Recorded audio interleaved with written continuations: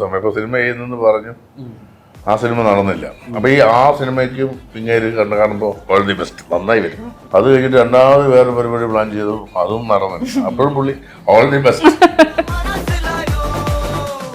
അങ്ങനെ കറക്റ്റ് ആയിട്ട് തിരുവനന്തപുരത്ത് വെച്ച് പുള്ളി ഇങ്ങനെ നടന്നു വരാം റെയിൽവേ സ്റ്റേഷനാണ്. ഞാൻ പുള്ളിയെ കൊണ്ട് ദൈവം അത് കാരണം പടം നടക്കുകയാണെന്ന് എനിക്ക് മനസ്സിലായി. ഞാൻ ഓടി ഒരു ബുക്ക് സ്റ്റോളിൽ അവിടെ ഇങ്ങനെ നിൽക്കുക. പുള്ളി പോയിട്ട് നടന്നു. All the best. തമിഴ്നാട്ടില് റെയ്ഡുണ്ട്. എന്നോട് വന്നിട്ട് ബാക്കിയുള്ളവരെല്ലാം മാറ്റി വണ്ണത്തിൽ ചോദിച്ചു, ഇതൊട്ട് ഇരിക്കാ? ഞാൻ ഇറുക്കേ ഇറുക്കാ ഇല്ലേ 700 രൂപ സ്ഥലം. എന്റെ മക്കൾക്ക് ഏറ്റവും ഇഷ്ടപ്പെട്ട വനിതാ എന്നെക്കാട്ടിലധികം കൗണ്ടർ എനിക്ക് ജോണി ചേട്ടൻ എന്റെ അച്ഛനായിട്ട് അഭിനയിക്കാന്ന് പറയുന്നത് എനിക്ക് ഭയങ്കര ഇഷ്ടമുള്ള ഒരു കാര്യമാണ്.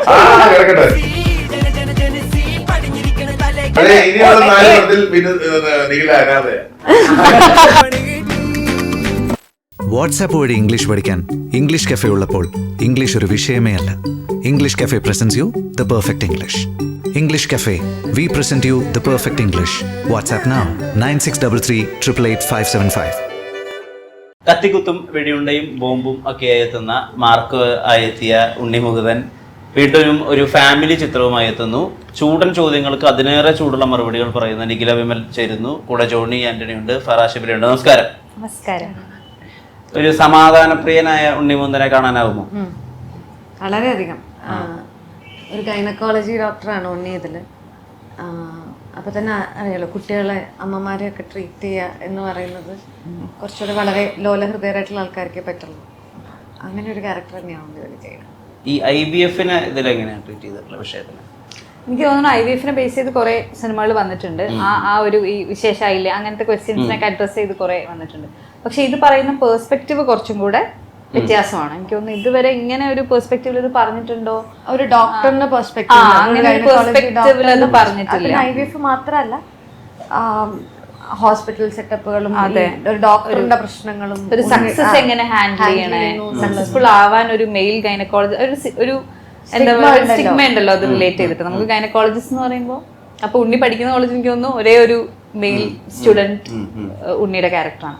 അപ്പൊ അത് റിലേറ്റ് ചെയ്തിട്ട് ആ ഒരു സ്റ്റിഗ്മ എങ്ങനെയാണ് ഡീൽ ചെയ്യുന്നത്, സക്സസ് എങ്ങനെയാണ് ഹാൻഡിൽ ചെയ്യണം, അങ്ങനത്തെ കുറെ കാര്യങ്ങളും സംസാരിക്കുന്നുണ്ട്.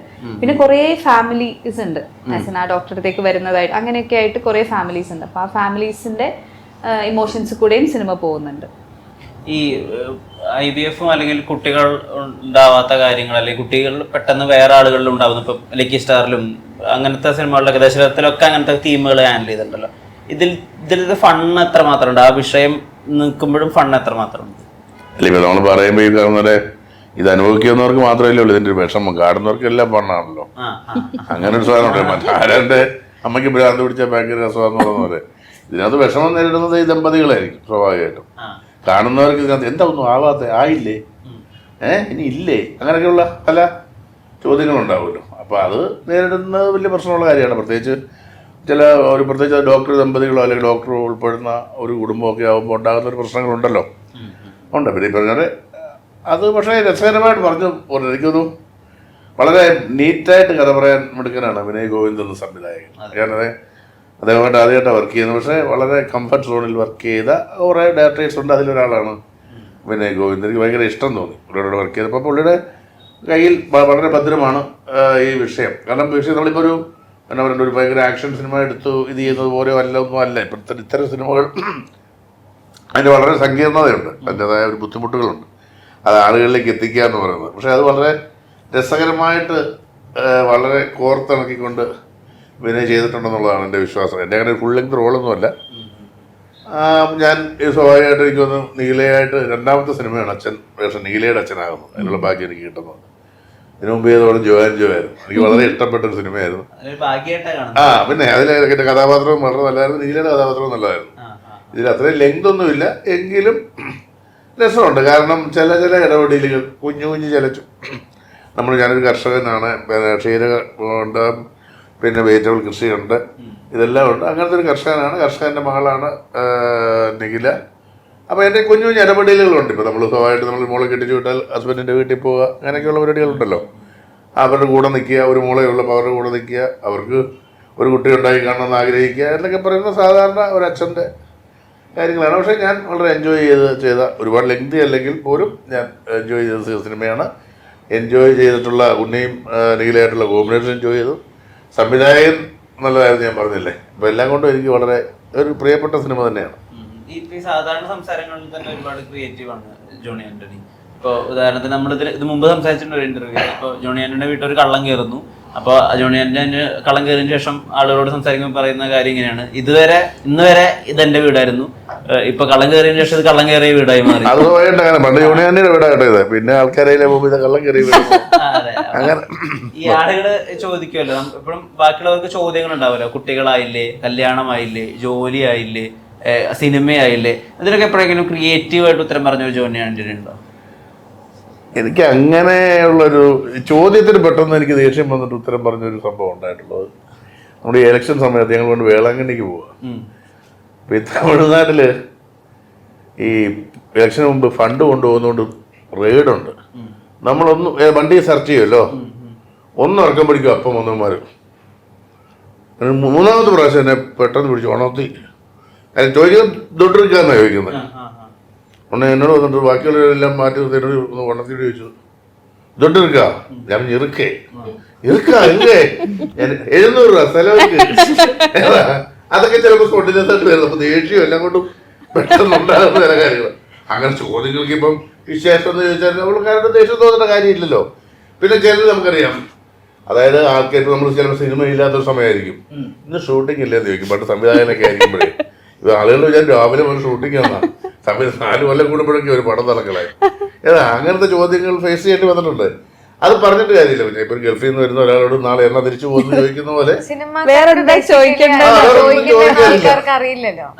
ഇപ്പൊ ജനറലി ഒരു സിനിമാക്കാരെ കണ്ടു കഴിഞ്ഞാൽ എന്ത് ചോദിക്കും, ഭക്ഷണം കഴിച്ചോ, അങ്ങനെയുള്ള ചോദ്യങ്ങൾ ചോദിക്കുന്നതിൽ നല്ലത് സിനിമയില്ലേ എന്ന് ചോദിക്കുന്ന ആളോ എന്നുള്ളതുകൊണ്ട് ചോദിക്കുന്നതായിരിക്കും. പക്ഷെ പണിയില്ലാത്തതിന്റെ വിഷമം നമുക്ക് ആദ്യമേ വീട്ടിൽ ചെന്ന് ചോദിക്കുന്നത് നിനക്ക് എങ്ങനെ സുഖമാണെന്ന് പോലെ ജയറാം പാർവതി കല്യാണം കഴിക്കുന്നത് അങ്ങനെയൊക്കെയുള്ള കാലം. ഞാനൊരു 3 ദിവസം വീട്ടിൽ നിന്ന് അമ്മ ചോദിക്കും, മോളെ സിനിമയൊന്നും ഇല്ലേ മോളെ, എന്റെ അമ്മ ചോദിക്കും. അതായത് അമ്മ ഞാനൊരു 3 ദിവസമല്ലേ ആയുമേ വീട്ടിൽ വന്നിട്ട് എന്ന് പറയാം. അതായത് നമ്മളിപ്പോ ഒരു 10 ദിവസം അല്ലെങ്കിൽ ഒരു 40 ദിവസം ഷൂട്ടൊക്കെ കഴിഞ്ഞിട്ട് വീട്ടിലേക്ക് ഒരു 3 ദിവസം പോയാലും അമ്മ ചോദിക്കും. അത് ഒരു 3 ദിവസം കഴിയുമ്പോൾ അമ്മയ്ക്ക് ടെൻഷനാണ്. ഒന്നും സിനിമയെ പറ്റി സംസാരിക്കുന്ന നിൽക്കുന്നില്ല, ആരും വിളിക്കുന്നില്ല, ഒന്നും ഒരു റെഗുലർ ഇൻകം വരുന്നുണ്ട്. അതിനൊരു തട വരുമ്പോ സ്വാഭാവികമായിട്ട് അമ്മയ്ക്ക് ഉണ്ടാകുന്നല്ലേ. സിനിമയൊന്നും സിനിമ ആയില്ലേ ചോദ്യങ്ങൾ എപ്പോഴും ഉണ്ടോ? ഇല്ല, എനിക്ക് അങ്ങനെ വലുതായിട്ട് അങ്ങനെ ചോദ്യങ്ങളൊന്നും കേട്ടിട്ടില്ല. പക്ഷെ എന്റെ അടുത്ത് അമ്മയുടെ പിള്ള കഴിഞ്ഞിട്ട് ബ്രേക്ക് എടുത്തിട്ടുണ്ടോ എന്നൊക്കെ ചോദിക്കാറുണ്ട് ആൾക്കാർ. അപ്പൊ ആക്ച്വലി സ്പീക്കർ കഴിഞ്ഞ് കൊറോണ വന്നു എന്നുള്ളതാണ്, ഞാനായിട്ട് ബ്രേക്ക് എടുത്തതൊന്നുമല്ല. അങ്ങനെ അല്ലാതെ എന്നോട് അങ്ങനെ ചോദിക്കാറില്ല. എനിക്ക് തോന്നുന്നു അങ്ങനെ ചോദിക്കാൻ ധൈര്യപ്പെടുന്ന അമ്മ മാത്രമായിരിക്കും. അല്ലല്ല, എന്റെ നാട്ടിലൊരു ചേട്ടനൊക്കെ ഉണ്ട്. മൂപ്പര് എന്നെ ഞാൻ ആ മൂപ്പരുള്ള വഴിയെ പോവാണ്ട് വേറെ വഴിയൊക്കെ പോകും. പക്ഷെ മൂപ്പര് ശരിക്കും സത്യമായിട്ടും കുറച്ച് മുന്നേ മൂപ്പർക്ക് അവിടെ ഒരു കട ഉണ്ടായിരുന്നു. മൂപ്പരെന്നെ കാണുമ്പോ വിശേഷം ചോദിക്കും, വേറെ ചോദിക്കാൻ മുമ്പ് അറിയില്ല സിനിമയില്ലേ നോക്കി. അപ്പൊ എനിക്കാണ് അത് കേൾക്കുമ്പോൾ മറ്റേ 45 ദിവസം കഴിഞ്ഞ് ഷൂട്ടായി ഒരു ദിവസമൊക്കെ വീട്ടിൽ നിൽക്കാൻ പോയതായിരിക്കുമ്പോൾ പുള്ളി സിനിമയില്ലേ നോക്കിയപ്പോൾ ഒരു വിഷമമല്ലോ. അപ്പൊ ഞാൻ മൂപ്പര് കാണാതിരിക്കാൻ വേണ്ടി എന്റെ വീട്ടിലേക്ക് 2 വഴി പോകും. മറ്റേ വഴി പോകുമ്പോൾ മൂപ്പര് അവിടെ നിന്ന് ഓടി വന്ന് ഇപ്പുറത്തോ അത് ചോദിക്കുമ്പോൾ മൂപ്പർ കിട്ടുന്നൊരു സന്തോഷം ഉണ്ടായിക്കോട്ടെ എന്ന് വിചാരിച്ചിട്ടുണ്ട്. പണ്ട് ഞാൻ ഈ ഒരു സിനിമ ചെയ്യാൻ പോകുന്ന സമയം ഇപ്പൊ സിനിമ ചെയ്യുന്നെന്ന് പറഞ്ഞു, ആ സിനിമ നടന്നില്ല. അപ്പൊ ആ സിനിമയ്ക്കും ഇങ്ങനെ കാണുമ്പോൾ ഓൾ ദി ബെസ്റ്റ്, നന്നായി വരും. അത് കഴിഞ്ഞിട്ട് രണ്ടാമത് വേറെ പരിപാടി പ്ലാൻ ചെയ്തു, അതും നടന്നില്ല. അപ്പോഴും പുള്ളി ഓൾ ദി ബെസ്റ്റ്, എപ്പോൾ കണ്ടാലും ഓൾ ദി ബെസ്റ്റ് പറയും പുള്ളി. അങ്ങനെ കറക്റ്റ് ആയിട്ട് തിരുവനന്തപുരത്ത് വെച്ച് പുള്ളി ഇങ്ങനെ നടന്നു വരാം, റെയിൽവേ സ്റ്റേഷനാണ്. ഞാൻ പുള്ളിയെ കണ്ട് ദൈവം കാരണം പടം നടക്കുകയാണെന്ന് എനിക്ക് മനസ്സിലായി. ഞാൻ ഓടി ഒരു ബുക്ക് സ്റ്റോളിൽ അവിടെ ഇങ്ങനെ നിൽക്കുക, പുള്ളി പോയിട്ട് പോകുന്നു ഓൾ ദി ബെസ്റ്റ്. അങ്ങനെയല്ലേ ഉണ്ട്, അത് സന്തോഷമാണ്. അവര് ചിലപ്പോ വളരെ സിൻസിയർ ആയിട്ട് ചോദിക്കുന്നതും ആയിരിക്കാം. പക്ഷെ നമ്മളിപ്പോ ഷൂട്ടിങ് കഴിഞ്ഞാണോ വന്നതെന്ന് ചോദിക്കാം, അങ്ങനെ പലതും ചോദിക്കാം. പുള്ളി കണ്ട സിനിമയൊന്നും ഇല്ലാതെ ചോദിക്കുള്ളൂ, അതിന്റെ ഒരു ബുദ്ധിമുട്ട്. ഒരിക്കലും മുമ്പ് തന്നെ തുറന്നു പറഞ്ഞിട്ടുണ്ടല്ലോ, ചില സിനിമകളുടെ ഭാഗമാവാൻ വേണ്ടിട്ട് അങ്ങനെ വിളിച്ചതാണ്, പക്ഷെ എനിക്കതൊരു കാര്യമായിട്ടൊന്നും ചെയ്യാൻ തോന്നിയില്ല എന്നുള്ളത്. ഇപ്പൊ ഗെറ്റ് സെറ്റ് ബേബിക്ക് അങ്ങനെ സ്പോയിലേഴ്സ് ഇല്ലാതെ ഭാഗമാവാൻ തോന്നിയ കാര്യം ഉണ്ടാവും അങ്ങനെ? എനിക്ക് തോന്നുന്നു മിസ് ചെയ്ത ഒരു ഓപ്പർച്യൂണിറ്റി, പിന്നെ വിനയായിട്ടുള്ള സൗഹൃദം അങ്ങനെയൊക്കെയാണ് അല്ലേ? നമ്മൾ താരം ചെയ്യാൻ ഇരുന്നതായിരുന്നു, അപ്പൊ അങ്ങനെ താരം ചെയ്യാൻ പറ്റിയില്ല. ഉടനെ അടുത്തൊരു സിനിമ പ്ലാൻ ചെയ്യുമ്പോൾ അവർ വിളിച്ചു. അപ്പം എനിക്കിതിനകത്ത് അത്യാവശ്യം സ്പേസ് ഉള്ള ക്യാരക്ടർ തന്നെയാണ്. പിന്നെ ഉണ്ണിയുടെ കൂടെ എനിക്ക് ഇതിന് മുന്നേ ഒരുപാട് സിനിമകൾ വന്നിട്ടുണ്ട്, ഡേറ്റ് ഒക്കെ കാരണം ഒരുവിധം എല്ലാ സിനിമകൾക്കും തന്നെ എന്ന് പറഞ്ഞ പോലെ. പക്ഷെ ഈ ഡേറ്റ് ക്ലാഷും പല പ്രശ്നങ്ങളും ഒക്കെ കാരണം ചെയ്യാൻ പറ്റിയിട്ടില്ല. അപ്പം ഇങ്ങനെ ഒരു സിനിമ വന്നപ്പം ഓക്കെ ചെയ്യാമെന്നുള്ളൊരു, ഞാനും ഉണ്ണി ഓക്കെ പറഞ്ഞിട്ട് നടക്കാതെ പോയ സിനിമകളൊക്കെ ഉണ്ട്. അങ്ങനെയുള്ള സിനിമകളൊക്കെ ഉള്ളത് കൊണ്ട് ഓക്കെ എന്നാൽ ഇങ്ങനെ വരുമ്പം ഇതൊരു നമ്മൾ ആദ്യമായിട്ടാണല്ലോ പേരപ്പ് ചെയ്യുന്ന സിനിമയിൽ ഒരു നല്ല ക്യാരക്ടർ ഉണ്ടാവണം എന്നുള്ളൊരു ആഗ്രഹം ഉണ്ടായിരുന്നു. ഇത് അത്യാവശ്യം കുഴപ്പമില്ലാത്തൊരു ക്യാരക്ടറാണ്.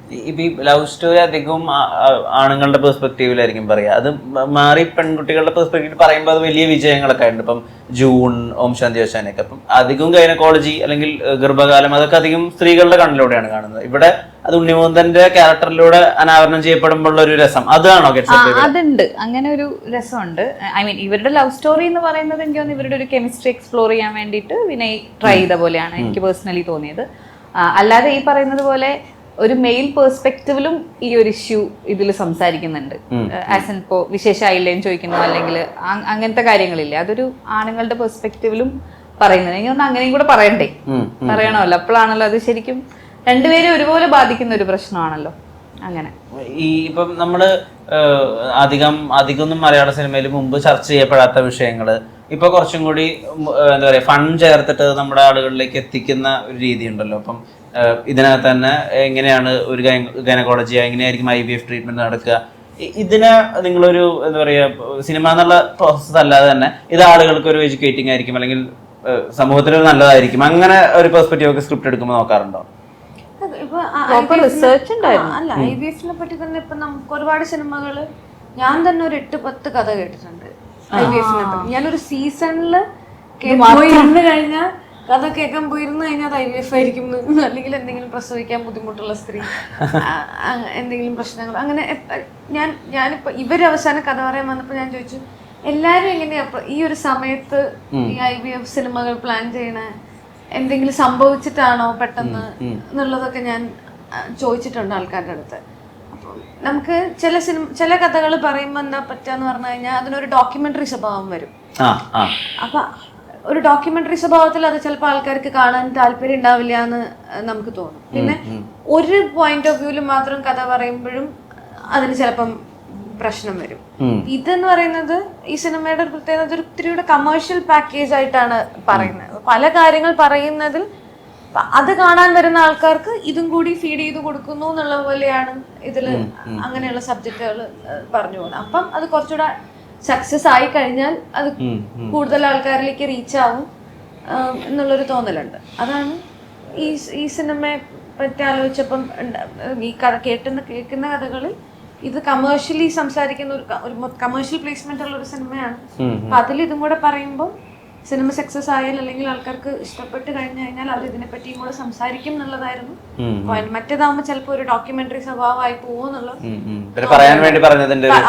കാരണം ഇങ്ങനെ ഒരു സബ്ജക്ട് ഒരു റെലവെന്റ് ആയിട്ടുള്ള സബ്ജക്റ്റ് ആണ്. അപ്പൊ നമ്മൾ ഇത് സംസാരിക്കണം എന്ന് പറയുമ്പോൾ ചിലപ്പോൾ ഇത് മാത്രമായിരിക്കും മൊത്തം സിനിമ നമ്മൾ ഇത് മാത്രം കാണുമ്പോൾ ചിലപ്പോൾ ആൾക്കാർക്ക് ബുദ്ധിമുട്ടുണ്ടാവാം എന്നുള്ളൊരു ജോൺ ചേട്ടനോട് ഈ ചോദ്യം ചോദിക്കണമെന്ന് വിചാരിക്കുന്നത്, ഇപ്പോൾ ഈ ഗെറ്റ് സെറ്റ് ബേബി നമുക്കൊരു ചിരി ഉണ്ടാക്കുന്ന, സമാധാനം ഉണ്ടാക്കുന്ന സിനിമയാണ്. അപ്പോൾ അങ്ങനത്തെ ഒരുപാട് സിനിമകൾ ജോൺ ചേട്ടൻ ചെയ്തിട്ടുണ്ട്, മലയാളികൾക്ക് ഏറ്റവും അധികം റിപ്പീറ്റ് വാല്യൂ ഉള്ള സിനിമകൾ.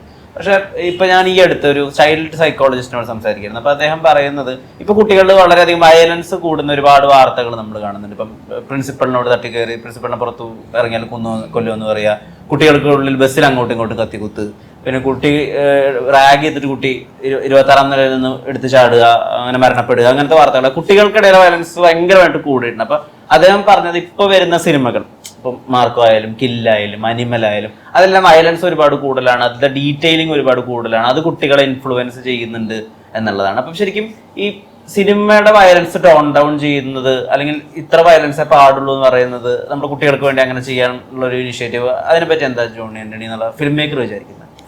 ഇപ്പം ഞാൻ പറഞ്ഞ ഞാൻ സിനിമ കണ്ടു തുടങ്ങുന്ന കാലത്തും സിനിമകൾ നമ്മളെ സ്വാധീനിച്ചിട്ടുണ്ട്.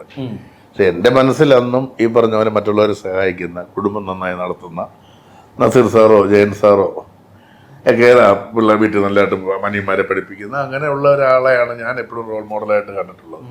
എൻ്റെ ജീവിതത്തിൽ ഞാൻ അനുകരിക്കാൻ ശ്രമിച്ചിട്ടുള്ളത് അങ്ങനെയുള്ള ആളുകളെയാണ്. അല്ലാതെ ഗബ്ബാർ സിംഗിനെ അല്ല എനിക്ക് ഇഷ്ടാനന്ദിനെ അല്ല അമിതാഭ് ബച്ചനെ ആയിരുന്നു എനിക്ക്. അത് ഓരോരുത്തരും കാണുന്ന നമ്മുടെ ഇതാണ്. അത് ഓരോരുത്തരും കാണുമ്പോൾ പിന്നെ ഈ കുട്ടികൾ എനിക്ക് തോന്നുന്നു ഈ വയലൻസ് അല്ലെങ്കിൽ ഇപ്പം ബ്ലേഡ് കൊണ്ട് മുറിക്കുക എന്നൊക്കെ പറയുന്ന ഒരു സാധനം എനിക്ക് തോന്നുന്നു വീടുകളിലെ അവരുടെ ഒരു ഞാൻ പറയല്ലോ നമ്മൾ ചിലപ്പോൾ നല്ല മാതാപിതാക്കൾക്കായിരിക്കും വളരെ മോശമായിട്ടുള്ള നമുക്കൊന്നും പറയാൻ പറ്റില്ല. നമ്മുടെ കയ്യിലല്ല കുട്ടികളുടെ കാര്യം. എനിക്ക് കുട്ടികളൊക്കെ ഉണ്ട്. പക്ഷെ നമ്മൾ എനിക്ക് തോന്നുന്നു എപ്പോഴും അവരുടെ മേലെ ഒരു കണ്ണുണ്ടാകുക. പിന്നെ കുട്ടികളെ കരുണ അവരെന്താണ് ദയ എന്നൊക്കെയുള്ളത് മനസ്സിലാക്കുക. അത് നമുക്കൊരിക്കലും നമ്മുടെ ഒരു സ്വന്തം ഒരു കുഞ്ഞിനെ അല്ലെങ്കിൽ ഒരു സഹോദരനെ മുറിക്കാൻ തോന്നുക അതുപോലെ തന്നെയല്ലേ വേറൊരാളെ നമ്മൾ ചെയ്യുക എന്ന് പറയുന്നത്. അപ്പോൾ അങ്ങനെ അത് സിനിമയുടെ ഒരു പ്രശ്നമല്ലത്. ഇപ്പോൾ സിനിമ കാണാത്തൊരു കൊലപാതകം ചെയ്യുന്നില്ലേ? സിനിമ കൊണ്ട് പ്രശ്നമല്ലത്. അത് കാണുന്ന ആംഗിളിൽ ഇപ്പം നമുക്കിപ്പോൾ ഞാൻ പറയാം ഒരുപാട് ഒരു ഭയങ്കര കൊടും ക്രൂരനായ ഒരു വില്ലനെ ഇപ്പോൾ രജനി സാറിൻ്റെ മറ്റേ ഇപ്പോൾ ഇറങ്ങിയ പടം ജയിലറിലെ തല വെട്ടിക്കളയുന്നു, തിയേറ്ററിൽ കൈയടിച്ചു. കാരണം അതിനു മുമ്പ് അയാൾ ചെയ്യുന്നത് സംസാരിക്കുന്നത് അത്ര വൃത്തികെട്ട കാര്യങ്ങളാണ്. രജനി സാർ കൊണ്ടം പിടിച്ച് അപ്പൊ അത് ഓൾറെഡി ആ ടൈം ആ സമയത്ത് ആ സിറ്റുവേഷനിൽ അത് ആളുകൾക്ക് ഓക്കെയാണ്. ഇത് വയലൻസിന് വേണ്ടി വയലൻസ് ആവരുത്. അതായത് ചുമ്മാ ഒത്തിനെ കൊല്ലാം പിന്നെ അവനെ പറ്റേ കൊന്നു വെട്ടി മുറുക്കി എന്നൊക്കെ പറയും. എന്തിനാ നേരെ പറഞ്ഞാൽ ഞാൻ പറയില്ല. എനിക്ക് ഒരുവിധപ്പെട്ട ഈ അടുത്ത കാലത്ത് ഒന്ന് രണ്ട് പടങ്ങൾ ഞാൻ കാണുമ്പോൾ എനിക്കായിരിക്കണേ ആ പോർഷൻ മാത്രം ഞാൻ പയ്യെ കാണാതിരിക്കും. അതുകൊണ്ട് കാരണം നമുക്കൊരിക്കലും എനിക്ക് ഭയമാണ്, എനിക്ക് മനസ്സിലായില്ലേ. അപ്പോൾ നമ്മൾ പേടിച്ചു ദൂരെ ഉള്ളിലുണ്ട്. അപ്പോൾ അത് കാണുമ്പോൾ നമുക്ക് തന്നെ പറ്റാത്ത നമ്മുടെ വീടുകളിൽ ദൈവം സംഭവിക്കില്ല എന്ന് വിചാരിക്കുന്നൊരു കാര്യമാണ്. അങ്ങനത്തെ കാര്യം കാണുമ്പോൾ ഞാൻ പയ്യെ കാണാതിരിക്കും. നമ്മുടെ അത്ര സിനിമ ഉണ്ടായിരുന്നല്ല പറഞ്ഞത്. ഞാൻ ചിലപ്പോൾ ഇങ്ങനെ നോക്കുമ്പോൾ ചിലപ്പോൾ അപ്പുറത്തെ ആൾ ആസ്വദിക്കുന്നുണ്ടാകാം. അപ്പോൾ ഇത് കണ്ടുകൊണ്ടൊന്നും ഒരിക്കലും ഒരാളും സിനിമ കണ്ടുകൊണ്ട് ഒരാൾ മോശമാണെന്നുള്ളത് പിന്നെ മോശമാകും വിധിക്കപ്പെട്ടവരെങ്കിൽ എന്തും മോശമാകും. അത് പറഞ്ഞിട്ട് കാര്യമില്ല. നമുക്ക് നമ്മുടെ മക്കൾ മോശമായിരിക്കാൻ ശ്രമിക്കാം, പ്രാർത്ഥിക്കാം. ഈ സിനിമയിലെ വയലൻസ് ടോൺ ഡൗൺ ചെയ്യേണ്ടതുണ്ടോ? അല്ല എനിക്കറിയില്ല. നമ്മുടെ അതിൽ വയലൻസ് ഇല്ല. അങ്ങനെയല്ല, എനിക്ക് തോന്നുന്നു ഒരു 18+ ആൾക്കാർക്ക് മാത്രമല്ലേ അത് കാണാൻ സ്പേസ് അങ്ങനെയാണ്. അപ്പൊ അങ്ങനെയുള്ളപ്പോ നമ്മളും കൂടെ പാരന്റ്സും അതിനാണല്ലോ നമ്മൾ US സർട്ടിഫിക്കറ്റ് വാങ്ങുന്നതും അല്ലെങ്കിൽ ഈ സർട്ടിഫിക്കറ്റ് ആണ് സിനിമ എന്ന് പറഞ്ഞിട്ട് നമ്മളത് പബ്ലിഷ് ചെയ്യുന്നതും ഇത് കുട്ടികളെയോ ആൾക്കാരെയോ കാണിക്കരുതെന്ന് പറഞ്ഞിട്ടാണ്. അപ്പൊ അത് കാണിക്കാതിരിക്കുക അതിനെന്താ ചെയ്യാന്നുള്ളത് എനിക്കറിയില്ല. അതെ, അതൊരു ഇച്ചിരി ടഫാണ്. ആ ഒരു ഏരിയ ഇച്ചിരി ഗ്രേ ആണല്ലോ. നമുക്ക് തിയേറ്റേഴ്സിൽ അലോ ചെയ്യാറില്ല. അതെ, തിയേറ്റേഴ്സിൽ അലോ ചെയ്യാറില്ല. അതെങ്ങനെയാ പ്ലേസ് ചെയ്യപ്പെടുന്നത്? ഇപ്പൊ വീട്ടിലിരുന്ന് കാണുമ്പോ കാണരുത്, അല്ലെങ്കിൽ അവരുടെ മുമ്പിൽ കുട്ടികളെ കൊണ്ടുപോയിട്ട് ഇത് കാണിക്കരുത് എന്നുള്ളൊരു വളരെ കെയർഫുൾ ആയിട്ടുള്ള ആൾക്കാരും ഉണ്ട് ആക്ച്വലി സ്പീക്കിംഗ്. അല്ലെങ്കിൽ ഇപ്പൊ ഒരു കിൽ ബില്ല് പോലൊരു സിനിമ വരാന്നിരിക്കും, എനിക്ക് അതിനെ ചൂസ് ചെയ്യാൻ എന്തെങ്കിലും മാനദണ്ഡമൊക്കെ വെക്കുക? എനിക്ക് കാണാൻ പറ്റണ്ടേ. എനിക്ക് വയലൻസ് സിനിമ കാണാൻ ജോണിച്ചേട്ടനെ ജോണിച്ചേട്ടൻ അത്രയല്ലേ. ഞാൻ മറ്റേ മ്യൂട്ട് ചെയ്ത് എനിക്ക് സൗണ്ട് ഭയങ്കര എനിക്കും ശബ്ദം പ്രശ്നമാണ്. അപ്പൊ ഞാൻ മ്യൂട്ട് ചെയ്ത് വെച്ചിട്ടാണ് അങ്ങനെയുള്ള ചില സീനുകളൊക്കെ കണ്ടു തീർക്കുക. അല്ലെങ്കിൽ ഞാൻ കണ്ണടച്ചിരിക്കണം, എൻ്റെ അടുത്തിരിക്കുന്ന ആൾ കണ്ണടച്ചിരിക്കണം, അങ്ങനെയൊക്കെ ഉണ്ട്. എനിക്ക് കണ്ണടക്കി കാണില്ല അങ്ങനെയൊക്കെ പറയുന്നത്. എനിക്ക് ഭയങ്കര പേടിയാണ് വയലൻസ് സിനിമകൾ കാണാൻ. ഞാൻ എന്നെ കൊണ്ടുപോയാൽ ആ തിയേറ്റർ മുഴുവൻ അറിയും ഞാനവിടെ വന്നിട്ടുണ്ടെന്നും ഒരാളവിടെ എന്തോ പ്രശ്നം ഉണ്ടാക്കുന്നുണ്ടെന്നും ഇതിനെങ്ങനെയും ഇറക്കി വിടുക എന്നൊക്കെ പറയാൻ ആൾക്കാർക്ക് തോന്നുന്ന പോലെ കരച്ചിലും ബഹളവും എൻ്റെ ഭാഗത്തുനിന്ന് ഉണ്ടാവാറുണ്ട്. അപ്പം ഞാൻ തിയേറ്റേഴ്സിൽ പോയിട്ട് കാണാറില്ല. OTTയിൽ അങ്ങനെ കാണേണ്ടി വരികയാണെങ്കിൽ തന്നെ മ്യൂട്ട് ചെയ്തിട്ടൊക്കെയാണ് ഞാൻ കാണാറ്. അപ്പം എനിക്ക് പേടിയാണ്. എനിക്ക് ബേസിക്കലി വയലൻസ് സിനിമകൾ ചെയ്യാൻ പേടിയാണ്. പക്ഷെ ചിലപ്പോൾ തോന്നാറുണ്ട് ഒരാളെ മറ്റേ അങ്ങനെയൊക്കെ ചെയ്യുന്ന പോലത്തെ ഒരു സിനിമ എനിക്ക് അത് റൈറ്റ് ആണ് എന്ന് തോന്നുകയാണെങ്കിൽ ഞാൻ ചെയ്യുള്ളൂ. ഞാൻ ചെയ്യുന്നതിനൊരു റീസണിങ് ഉണ്ട്. ഒരു ഇയാൾ മരിച്ച ഓക്കെയാണ് എന്ന് ഒരാൾക്ക് തോന്നുന്ന പോലെ ഒരാളെ കൊല്ലാനാണെങ്കിൽ എനിക്ക് പ്രശ്നമില്ല. ഈ വയലൻസ് കൂടുതലും വിസിബിൾ ആകുമ്പോൾ കത്തി എടുത്ത് വീശുന്നു, ചോരയിലോട്ട് ചോര തെറിക്കുന്നു, അങ്ങനെയാണ് യൂഷ്വലി കാണിച്ചോണ്ടിരുന്നത്. അങ്ങനെയൊക്കെയുള്ള അതല്ല. അത് കത്തിയിട്ട് അവസാനം മറ്റേ കുരവള്ളി വരെ എടുത്ത് ഇങ്ങനെ ഉരച്ച് അത് പറ്റുമോ എന്നുള്ളത് എനിക്കും ശബ്ദമാണ് പ്രശ്നം. അങ്ങനെ നമ്മള് വയറിനെ കുത്തുന്ന ശബ്ദം കേൾക്കില്ലേ? ഞാൻ സിനിമയിൽ അഭിനയിക്കുന്നതാണല്ലോ. ബ്ലഡ് എങ്ങനെ വരും എന്ന് എനിക്കറിയാം. കത്തി ഏത് തരമുള്ളതാണെന്ന്, പ്ലാസ്റ്റിക് ആണെന്നോ അല്ലെങ്കിൽ മരമാണെന്നൊക്കെ നമുക്ക് അറിയാം. പക്ഷെ അഭിനയിച്ചുകൊണ്ടിരിക്കുമ്പോൾ പോലും ഞാൻ എങ്ങനെയാ എനിക്ക് പറ്റില്ല. എനിക്ക് ഭയങ്കര പേടിയാണ്. ഈ ആളുകൾ നിഖിലയോട് പറയാറുണ്ടോ നമ്മളൊരു ഔട്ട്ലുക്കാ വിചാരിച്ച നിഖിലെ പറ്റി സംസാരിച്ചു കഴിഞ്ഞപ്പോൾ അതാകെ മാറിപ്പോയി? ഇപ്പൊ ഇപ്പൊ എന്താന്നറിയോ, ഇപ്പൊ എല്ലാവർക്കും അറിയാവുന്ന ആരും ഒന്നും പറയാറൊന്നുമില്ല. നേരിട്ട് കാണുമ്പോൾ ഭയങ്കര ചെറുതാണ് എന്ന് ആൾക്കാർ എന്നോട് പറയാറുണ്ട്. സിനിമയിൽ കാണുന്നതിലും ഭയങ്കര ചെറുതാണ് നേരിട്ട് കാണുമ്പോൾ എന്ന് പറയാറുണ്ട്. ഈ പറയുന്ന ആൾക്കാരൊക്കെ ഈ സോഷ്യൽ മീഡിയയിൽ മാത്രമേ പറയാറുള്ളൂ, നേരിട്ട് ആരും പറയാറില്ല. നേരിട്ട് മുന്നേ ഉള്ള സർക്കിൾ തന്നെയാണ് ഇപ്പോഴും അല്ലേ? എനിക്ക് എപ്പോഴും എനിക്കറിയാവുന്ന ആൾക്കാരൊക്കെ തന്നെയാണ് എൻ്റെ സർക്കിളിലുള്ള ആൾക്കാർ. അപ്പൊ അവർക്കിത് ശീലമായതുകൊണ്ട് പുതിയതായിട്ട് ഇപ്പം ചോദിക്കാനോ അങ്ങനെയൊന്നും വരില്ല. ഈ ഗെറ്റ് സെറ്റ് ബേബി ഉണ്ടാക്കുന്ന ഫണ്ടുണ്ടല്ലോ, അപ്പം അതിനകത്ത് ഇപ്പോൾ എടുത്തിറങ്ങുന്ന മലയാള സിനിമകളിലൊക്കെ തന്നെയും മാക്സിമം ഈ പൊളിറ്റിക്കൽ കറക്റ്റ്നെസ് ഒക്കെ നോക്കിയിട്ടും വൃത്തിയായിട്ടുള്ള ഭാഷ നോക്കിയിട്ടൊക്കെ ചെയ്യുന്നത്. ഒന്ന് അങ്ങോട്ടും ഇങ്ങോട്ടൊക്കെ പാടിപ്പോയി കഴിഞ്ഞാൽ വലിയ പ്രശ്നങ്ങളാണ്. നമ്മൾ ഹാൻഡിൽ ചെയ്യുന്നത് ഗർഭകാലവും സ്ത്രീകളും ഒക്കെ ബന്ധപ്പെട്ടുള്ള ഏരിയയാണ്. അപ്പൊ എത്രമാത്രം റെസ്പോൺസിബിലിറ്റി സ്ക്രിപ്റ്റിൽ കൊടുത്തിട്ടുണ്ടെന്ന് നിങ്ങൾ വിചാരിക്കണം? എന്തെങ്കിലും ഇൻപുട്ട് ചെയ്യേണ്ട വന്നിട്ടുണ്ടോ?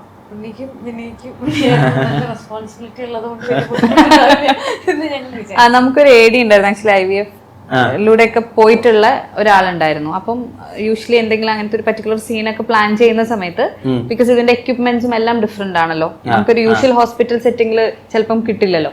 അപ്പൊ ആ എക്യുപ്മെന്റ്സ്, അതുപോലെ ഇത് എങ്ങനെയാണ് ഇത് സംഭവിക്കുക, എവിടെയാണ്, അങ്ങനത്തെ കാര്യങ്ങളെല്ലാം ചോദിക്കാറും ആ ഒരു റിസർച്ച് പ്രോപ്പറായിട്ട് നോക്കിയിട്ടൊക്കെ ഉണ്ടായിരുന്നു. പിന്നെ വിനയ് ഈ കുഞ്ഞിന് 3 വയസ്സായിട്ടുള്ളൂ. അവൻ വൈഫിന്റെ കൂടെ ഉണ്ടായിരുന്നു. ആസ് എൻ പ്രൈവറ്റ് ആയിട്ടാണ്. പ്രഗ്നൻസി സമയത്തും കുഞ്ഞുണ്ടാകുന്ന സമയത്ത് കോവിഡ് ആയിരുന്നു. So he was with his wife.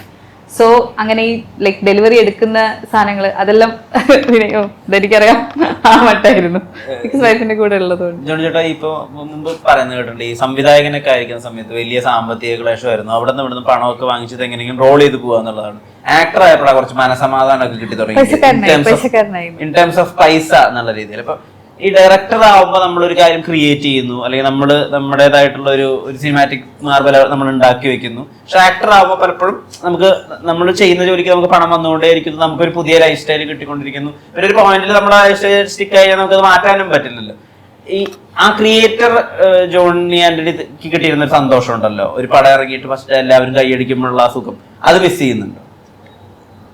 അത് ഇപ്പൊ സ്വാഭാവികമായിട്ടും നമ്മളിപ്പോ അഭിനയിച്ച് കണ്ട് തിയേറ്ററിൽ ചിരിക്കുന്ന കാണുമ്പോഴും അതേ സന്തോഷം തന്നെയല്ലേ ഉണ്ടാവുന്നത്. മറ്റേതെന്ന് പറഞ്ഞാൽ വലിയ സന്തോഷമാണ് കാര്യം ഏതാ. പക്ഷെ മോനെ ആ സന്തോഷത്തേക്കാൾ വലുതല്ലേ നമ്മളൊരു സാമ്പത്തിക ഭദ്രത, നമ്മുടെ ഉത്തരവാദിത്തങ്ങളില്ലേ, നമുക്ക് മക്കളില്ലേ, കുടുംബമില്ലേ, ഒരുപാട് മാതാപിതാക്കളില്ലേ, ഇവരുടെയൊക്കെ കാര്യങ്ങൾ നോക്കണ്ടേ. നമ്മൾ മാത്രം ഒരു പടം സന്തോഷിച്ചിട്ട് വല്ല കാര്യമുണ്ടോ? മറ്റുള്ളവരുടെ സന്തോഷങ്ങളാണ് ഇപ്പൊ എന്റെ സന്തോഷം. ഇപ്പൊ പിള്ളേർ എനിക്ക് തോന്നിയ കാര്യം, നമ്മുടെ ഇപ്പം 30 വയസ്സിലാണ് ഞാൻ CD മൂസ ചെയ്യുന്നത്. മനസ്സിലായില്ല. ആ സമയത്ത് എന്നെ സംബന്ധിച്ചിടത്തോളം വേറെ ഉത്തരവാദിത്തങ്ങൾ, ജസ്റ്റ് കല്യാണം കഴിഞ്ഞേ ഉള്ളൂ, കുട്ടിയായിരുന്നു ആയി. അപ്പം അല്ലാതെ എനിക്ക് ആ ഒരു കാര്യങ്ങൾ സിനിമ ഭ്രാന്താണ്. ഇപ്പോഴും അങ്ങനെ അല്ലെന്നല്ല പറയുന്നത്. പക്ഷെ നമുക്ക് കൃത്യമായി ജീവിക്കണമെങ്കിൽ പണം ആവശ്യമാണ് അല്ലേ. ഉറപ്പായിട്ട് എനിക്ക് ഞാൻ പറഞ്ഞു ഡയറക്ടർ ആകുമ്പോൾ നമ്മളത് ഒരു സീൻ നമ്മൾ സ്ക്രിപ്റ്റ് വായിച്ച് ഈ സീൻ ഇങ്ങനെ എടുക്കാം ഇതെടുത്തു, നമ്മൾ തന്നെ പ്ലാൻ ചെയ്തു, എടുപ്പിച്ചു, ക്യാമറമാനെ കൊണ്ട് ഷോട്ട് എടുപ്പിച്ചു, കട്ട് ചെയ്ത് കാണുമ്പോൾ ഉണ്ടാകുന്ന ഒരു സന്തോഷം ഭയങ്കരമാണ്. പ്രത്യേകിച്ച് ആ സീൻ നമ്മൾ വിചാരിക്കുന്നവർക്ക് ചിരി കിട്ടുന്നു, നമ്മൾ വിചാരിക്കുന്നത് ക്ലാസ് കിട്ടുമ്പോൾ ഒക്കെ ഉണ്ടാകുന്ന ഒരു, നമ്മളിങ്ങനെ നോക്കിയിരിക്കും. നമ്മൾ അടുത്ത സീൻ ഈ സീൻ ക്ലാസ് ഞാൻ പ്രതീക്ഷിച്ചു, നമ്മളിങ്ങനെ അയലൊക്കത്തരമുള്ള നോക്കും, അവൻ അടിക്കുന്നതാണ് കണ്ടാ എന്ന് പറഞ്ഞല്ലോ. അതൊക്കെ ഞാൻ പറഞ്ഞു ഉണ്ട് ഇല്ലെന്നല്ല ഞാൻ പറഞ്ഞത്. പക്ഷെ സംവിധായകനുള്ള ലഹരി വലിയ തന്നെയാണ്, അതങ്ങനെ പോകുന്നു. പക്ഷെ ഇപ്പൊ ഞാൻ ഹാപ്പിയാണ്. പിന്നെ ഞാൻ പറഞ്ഞല്ലോ, അനിശ്ചിതത്വങ്ങൾ എപ്പോഴും ഉണ്ടാകും. ഇപ്പൊ സിനിമയിൽ എനിക്ക് അനിശ്ചിതത്വമുണ്ട്. ഞാൻ ഒരുപാട് പടങ്ങൾ ചെയ്തിട്ടുണ്ട്. ഇപ്പൊ എനിക്ക് സാധാരണ പടങ്ങൾ കുറയുന്നുണ്ട്. കാരണം പടങ്ങൾ മൊത്തത്തിൽ കുറഞ്ഞിട്ടുണ്ടല്ലോ. മൊത്തത്തിൽ കുറയുമ്പോൾ സ്വാഭാവികമായിട്ടും കുറയുമല്ലോ. രണ്ട് രീതിയിലുള്ള സിനിമകളാണ് ഇപ്പൊ ഇറങ്ങുന്നത്. ഓ അങ്ങനെ, അയ്യോ ശരി, അങ്ങനെ കുറച്ചാൽ ഞാൻ പറഞ്ഞ പോട്ടെ. പിന്നെ എനിക്ക് നിഖിലയോടൊരു എല്ലാവർക്കും ഈ ചാനൽ തന്നെ ഇരിക്കട്ടെ, എന്റെ മക്കൾക്ക് ഏറ്റവും ഇഷ്ടപ്പെട്ട വനിതാ താരം അതായത് പപ്പയ്ക്കാട്ട് തന്നെ പറയുന്നത് വെച്ചാൽ എന്നെ ഇഷ്ടം അറിയുള്ളൂ, ആറ്റിറ്റ്യൂഡ്. എന്നെക്കാട്ടിലധികം കൗണ്ടർ രണ്ട് പെൺമക്കളാണ് എനിക്ക്, പിന്നെ വൈഫോട്. അപ്പൊ 3 പെണ്ണുങ്ങളും ഞാനുമാണ്, പിന്നെ ഒരു പട്ടിക്കുട്ടി. അതൊരു പട്ടിക്കുട്ടി. നേരത്തെ പറഞ്ഞ ഒരു കാര്യം, നമ്മുടെ ജീവിതം നമ്മൾ ബാക്കിയുള്ളവർക്ക് കൂടി വേണ്ടി ജീവിക്കണല്ലേ ഒരു പോയിന്റില്. തീർച്ചയായിട്ടും നമ്മൾ അല്ല, പിന്നെ നമ്മളിതൊന്നും ആകരുത്. കല്യാണം കഴിച്ചോ? ഇല്ല. അല്ല എനിക്ക് സത്യമായി ഇപ്പം എൻ്റെ എനിക്ക് തോന്നിയിട്ടുണ്ട് പണ്ട് എൻ്റെ അപ്പനും അമ്മയൊക്കെ എന്ത് ഇങ്ങനെയെന്ന് ചോദിച്ചിട്ടുണ്ട് നോക്കി തോന്നുന്നുണ്ട്. പക്ഷെ എനിക്കിപ്പം തോന്നുന്നുണ്ട് എന്താണ് അപ്പനും അമ്മ എന്തായിരുന്നു അങ്ങനെ ആയിരുന്നു എന്നുള്ളത്. കാരണം നമുക്ക് ഇവരെ കുറിച്ച് ചിന്ത ഉണ്ടാവുള്ളൂ. ഈ ഇത് ആരൊക്കെ പറയണം, നമ്മൾ എല്ലായിടത്തുനിന്നും കേൾക്കുന്നതാണല്ലോ കുടുംബം ഇത് മുമ്പേ ചോദിച്ചാലേ അല്ല ഇത് മുമ്പേ ചോദിച്ചാൽ ഷൂട്ടിങ്ങില്ല അല്ല അങ്ങനെയല്ല. നീ മറ്റേ എപ്പോഴും മറ്റുള്ളവരെ പറ്റി ഇപ്പൊ ഞാൻ മറ്റുള്ളവരെ പറ്റി ചിന്തിക്കാന്നല്ല, നമുക്കൊരു പ്രായം കഴിഞ്ഞു കഴിയുമ്പോ നമ്മൾക്ക് അറിയാണ്ട് നമ്മളിലേക്ക് ഉത്തരവാദിത്തങ്ങള് വരും കുടുംബത്തിന്റെ. നിനക്ക് വന്നിട്ടില്ല? എനിക്കൊക്കെ എന്ന് പറഞ്ഞാൽ ഞാൻ 13 വയസ്സിൽ ജോലി ചെയ്ത് തുടങ്ങിയതാണ്. ബേസിക്കലി ഞാൻ 8ാം ക്ലാസ്സിൽ പഠിക്കുമ്പോൾ സിനിമയിൽ അഭിനയിച്ചു തുടങ്ങിയതാണ്. അന്ന് എനിക്കിത് ഫിനാൻഷ്യലി വീട്ടിലേക്ക് ഒരു ഹെൽപ്പ് എന്നുള്ള രീതിയിലായിരുന്നു ചെയ്തുകൊണ്ടിരുന്നത്. ഇപ്പം നമ്മൾ വളരും തോറും നമ്മളുടെ ആവശ്യങ്ങളും എപ്പോഴും വളരും. നമ്മളുടെ ഫാമിലി വളരുമ്പം ഇപ്പം പണ്ട് ജോണിച്ചേട്ടൻ 30 വയസ്സിൽ ഭാര്യ കല്യാണം കഴിച്ചതേ ഉണ്ടായിരുന്നുള്ളൂ. അപ്പൊ വലിയ ഉത്തരവാദിത്തങ്ങളില്ല എന്ന് പറയുന്ന പോലെ അല്ല 2 പെൺകുട്ടികളുള്ള ഒരു അച്ഛൻ ഉണ്ടാവുന്ന ടെൻഷൻ എന്ന് പറയുന്നത്. അപ്പോൾ ഈ അത് നമ്മൾ വളരും തോറും നമ്മളുടെ ഉത്തരവാദിത്തങ്ങളും ഭയങ്കരമായിട്ട് കൂടും. എനിക്കിപ്പം ഈ കല്യാണം വഴിയുള്ള എല്ലാ ഉത്തരവാദിത്തങ്ങളും ഞാൻ എടുക്കണം. അപ്പം ഇതും കൂടെ എടുക്കാനുള്ള ഒരു ഇപ്പം തോന്നാറില്ല എന്നുള്ളത് കൊണ്ട് കുറച്ച് കഴിഞ്ഞിട്ട് കഴിക്കായിരിക്കും. ഒരു ഉത്തരവാദിത്തത്തിന്റെ ഭാഗമായിട്ടൊരു ചോദ്യം കൂടി ചോദിച്ചോട്ടെ, അവസാന ചോദ്യം. ഇപ്പൊ മലയാള സിനിമയിൽ ഒരുപാട് നടിമാർക്ക് കൊച്ചിയിൽ ഒരു തിയേറ്ററിൽ സിനിമ കാണാൻ പോകാൻ വലിയ ഭയമാണ്. അവിടെ പോയി കഴിഞ്ഞാൽ എന്തായിരിക്കും അവിടെ ആളുകളുടെ റിയാക്ഷൻ, ഏത് രീതിയിലാണ് അതിന്റെ ക്ലിപ്സ് ഇൻസ്റ്റാഗ്രാമിലും അല്ലെങ്കിൽ ബാക്കിയുള്ള സോഷ്യൽ മീഡിയ പേജസിലും ഒക്കെ വരിക എന്നുള്ളത്. അപ്പോൾ ഒരുപാട് നടിമാരൊക്കെ അതിന് നിയമപരമായിട്ടൊക്കെ അതിന് നീങ്ങുന്നുണ്ട്. ഇപ്പൊ പാർവതി കൃഷ്ണ എന്നുള്ള ആങ്കറൊക്കെ അത് സക്സസ്ഫുൾ ആയിട്ടൊരു ഇൻസ്റ്റാഗ്രാം പേജ് പൂട്ടിച്ചിരിക്കുന്നു അവർ. അപ്പൊ ഇപ്പൊ നിഖിലമ്മയ്ക്ക് പേഴ്സണലി അങ്ങനെ ആ തിയേറ്ററിൽ പോകാൻ അല്ലെങ്കിൽ അവിടെ പോകാൻ ഈ ഒരു ഹിക്കുണ്ടോ, ഒരു ബുദ്ധിമുട്ടുണ്ടോ? അന്ന് പോയില്ലാന്നേ ഉള്ളൂ. വേറൊരു ദിവസം അതൊരു നല്ല തിയേറ്ററാണ്, നല്ല സൗണ്ട് എഫക്റ്റും നല്ല വിഷ്വൽ ക്വാളിറ്റി ഒക്കെ ഉള്ള ഒരു തിയേറ്ററാണ്. തീർച്ചയായിട്ടും അവിടെ ഏറ്റവും കൂടുതൽ ആളുകൾ കാണുന്ന ഏറ്റവും കൂടുതൽ ഷെയർ വരുന്ന തിയേറ്ററാണ്. അപ്പം അന്ന് പോവില്ലാന്നുള്ളൂ. ഒരു 2 ആഴ്ച കഴിഞ്ഞ് പോയി കഴിഞ്ഞാൽ വലിയ തിരക്കൊന്നും ഇല്ലല്ലോ. ചിലപ്പോ അന്ന് തന്നെ കാണണം എന്ന് തോന്നുന്ന സിനിമകളാണെങ്കിൽ വേറെ ഏതെങ്കിലും തിയേറ്ററിൽ പോയി കാണും. അല്ല പിന്നെ ഓപ്പണിംഗ് സിനിമകൾ എനിക്ക് തോന്നി ചില ഫൈനലുകൾ കൽക്കട്ടെ കൊണ്ടാക്കുന്ന പോലെ അവിടെ അതേ ഉള്ളൂ. ഇവിടെ അത്രയും സ്പേസും അത്രയും ആൾക്കാർ നമുക്ക് ഒരു ക്രൂവിന് മൊത്തമായി പോയി സിനിമ കാണാൻ പറ്റുന്ന സെറ്റപ്പുള്ള സിനിമകൾ അല്ല തിയേറ്റേഴ്സ് എന്ന് പറയുന്നത് കുറവായതുകൊണ്ടാണ് നമ്മൾ അങ്ങനെയുള്ള തിയേറ്റേഴ്സിൽ പോകുന്നത്. അപ്പൊ ആ ഒരു ദിവസം അറിയാതൊക്കെ ചിലപ്പം ബുക്ക് ചെയ്ത് പോകും. അങ്ങനെയുള്ളപ്പോ ചില ബുദ്ധിമുട്ടുകൾ ഉണ്ടാവാറുണ്ട്. അല്ല അങ്ങനെയല്ല ഞാൻ പറഞ്ഞത്, ഒരു പ്രിവ്യൂവിനാണ് വിളിച്ചെന്നുണ്ടെങ്കിൽ നമ്മൾ പ്രിപ്പയർഡ് ആയിരിക്കും ഇതിന്. എന്നാലും പക്ഷെ എന്നാലും പരാതി പറയേണ്ടി വന്നിട്ടുണ്ട്. എന്നാലും ചെയ്യരുത് എന്നൊക്കെ പറയേണ്ടി വന്നിട്ടുണ്ട്. ചെയ്യരുത് എന്ന് പറഞ്ഞിട്ട് ചെയ്യുന്ന ആൾക്കാരോട് ഒരു പരിധി കൂടുതൽ പറയരുത് എന്നുള്ളതാണ് എൻ്റെ ഒരു മോട്ടോ.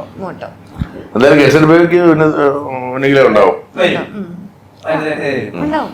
വനിതാ വനിതയിലാണെങ്കിൽ വരും. എല്ലാവരോടും സിനിമ കാണാനെത്താവട്ടെ. വനിതാ വനിതയിൽ ഉൾപ്പെടെ ബാക്കിയുള്ള തിയേറ്ററുകളിൽ സിനിമ അങ്ങനെ നിറഞ്ഞു കൂടിക്കൊണ്ടിരിക്കട്ടെ. ഈ പറഞ്ഞ പോലെ ഉണ്ണിയും അപ്പൊ എനിക്ക് തോന്നുന്നൊരു കാര്യം, നല്ല കോമ്പിനേഷൻ അല്ലേ ഉണ്ണിയും രണ്ട് ഒരു സുന്ദരനോ സുന്ദരി.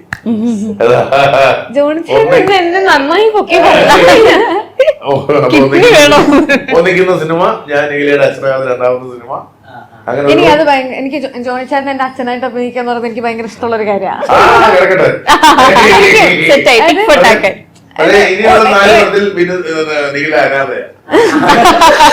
ഓൾറെഡി എസ്റ്റാബ്ലിഷ്ഡ് ആയിട്ടുള്ള ഒരു അച്ഛനും മോളും ആവുമ്പോ പെട്ടെന്ന് ആൾക്കാർ അപ്പൊ നമുക്ക് എളുപ്പമാണ്. എനിക്ക് റിവ്യൂ ചെയ്യുന്നവർക്ക് പണ്ട് ഞാൻ ഈ നീലയുടെ ഞാൻ ആ പടത്തിൽ അഭിനയിക്കുമ്പോ ഞാൻ പറയുന്ന ഒരു ഡയലോഗുണ്ട്. ഡയലോഗ് ലക്ഷ്മി നെഞ്ചി പഠിക്കാൻ അത്ര നല്ല തന്തയൊന്നും അല്ല ഞാൻ. പിന്നീട് ഞാനിപ്പോ തൊന്തവേഷം ചെയ്ത് ആസ്ഥാന തന്തയായി. ഞാനൊരു ജോണിച്ചേട്ടൻ ആദ്യമൊക്കെ എന്നെ വിളിച്ചിട്ട് ജോയിൻ കഴിയുമ്പോ പറയും നിഖിലേക്ക് ഇനി ഏതെങ്കിലും സിനിമയിൽ അച്ഛനെ വേണമെന്നുണ്ടെങ്കിൽ പറയണം. പിന്നെ ഞാൻ ജോണിച്ചേട്ടൻ വിളിക്കുമ്പോൾ ഞാൻ ജോണിച്ചേട്ടന്റെ സിനിമയിൽ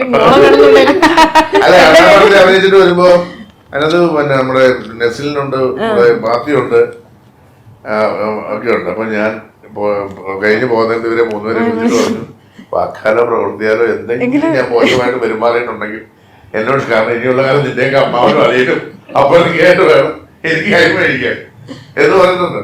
അപ്പൊ എനിക്ക് തോന്നിയ കാര്യം അങ്ങനെ നല്ലൊരു കോമ്പിനേഷനാണ്, നല്ലൊരു രസം. ഇപ്പം എനിക്ക് തോന്നിയ സിനിമ ഇപ്പം പോസ്റ്റേഴ്സ് ഒക്കെ കണ്ടിട്ടാണ് ആൾക്കാർ ഈ രസമുണ്ട്, ക്യൂട്ടായിരിക്കും, നല്ല ഒരു കുഞ്ഞ് നല്ല രസമുള്ള സിനിമയാണ്. അപ്പൊ ധൈര്യമായിട്ട് തിയേറ്ററിൽ ഫാമിലിയായിട്ട് കാണാവുന്ന സിനിമയാണ് ഗെറ്റ്സ് ആൻഡ് ബേബി. എല്ലാവരും ഫെബ്രുവരി 21 റിലീസാണ്. എല്ലാവരും തിയേറ്ററിൽ theatres പോയി പോയി കാണണം കാണണം. കേട്ടോ. വിഷ്ണു തിയേറ്ററിൽ പോയി കാണാം. അതെ. Thank you. ഞാൻ വരാം.